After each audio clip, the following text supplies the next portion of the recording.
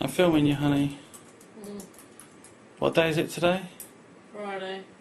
Friday. And what we've been doing all day? Hospital. Hospital. Yeah. And it's now what, 5:30 p.m? Yeah. And we was up and out about 9. And all day long has been doctor visits and hospital, cab rides over to hospital. I just thought I'd make this little video to show exactly what I've been taking on this holiday, honeymoon. When we got here, I had a sore throat and a bit of a blocked up ear. Went to the pharmacy and was given these eardrops to take and these lozenges for like a sore throat. It was pretty clear that they weren't working. So a day or two later, we went to see the doctor, who's based at here at the resort, the hotel, and she looked in my ears and examined me, blood pressure, everything, and found out that I had 3 infections: chest infection, throat infection, and infection in my ears. I'm not quite sure how I caught this. I was pretty much okay before we came out here, but fell ill practically on the plane and felt awful as soon as we got here. Basically, she prescribed a spray for the mouth, to spray directly at the back of the mouth for the tonsils, and then these eardrops and these tablets here, which I can't remember what they're for. These tablets here, again, these were disgusting. They were red pills and they absolutely tasted awful and they stank. They were terrible. Can't remember what that was for either. But these pills here were to reduce my fever because I had a temperature of 38 or 37.5. Can't remember what it was. Antibiotics here, and that was the prescription there.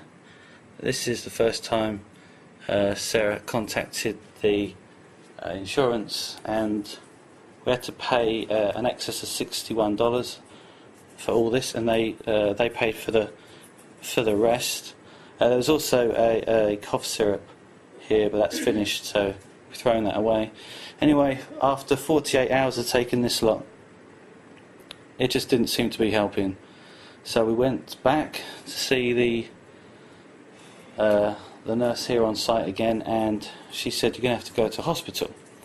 So the insurance weren't happy to pay for the hospital that she recommended because it was basically too expensive, too good, and they wanted to send me to a cheaper one.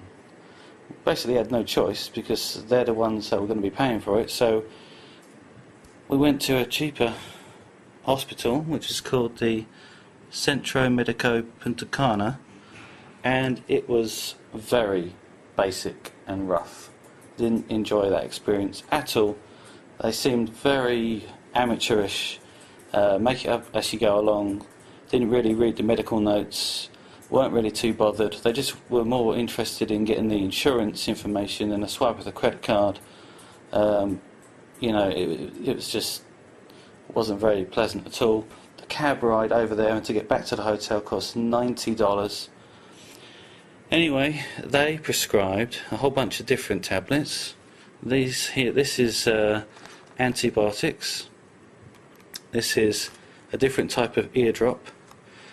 These blue tablets here are to reduce fever, and these tablets here were to protect the stomach from taking these. So then we got this lot and came back, started taking this. Took this for a few days and still no improvement. Well, to say no improvement, that's not quite true. The throat infection's gone, chest infection's pretty much disappeared, but my ears, even as I'm making this video right now, are completely blocked. I can barely hear anything. I just hear my own voice inside my head, as if you've got your fingers in your ears. Anyway, so I went back to see the doctor on site here today. Showed him all of this, and he said that basically this stuff wasn't really very good. It wasn't really going to help. So Sarah got on the phone to the insurance and basically told them that the doctor on site here is saying that this hospital was no good, these tablets are not helping, and they actually prescribed the wrong thing because I've got an inner ear infection. These drops are for an outer ear infection. He said these were okay, but basically this really wasn't going to work. We've got 5 days until we fly home, and I can't fly at the moment. It's too much of a risk with the pressure inside the plane. With fluid inside your ears, your eardrum can burst. So there's no way I would be allowed to fly, so none of this is going to help. So the insurance finally agreed to send us to the more expensive clinic, and got a cab ride over there and back, $120 to get there and back. And this is the result of our, I don't know, 6 or 7 hours that we spent today getting over to this hospital. It's about an hour cab ride there, an hour to come back.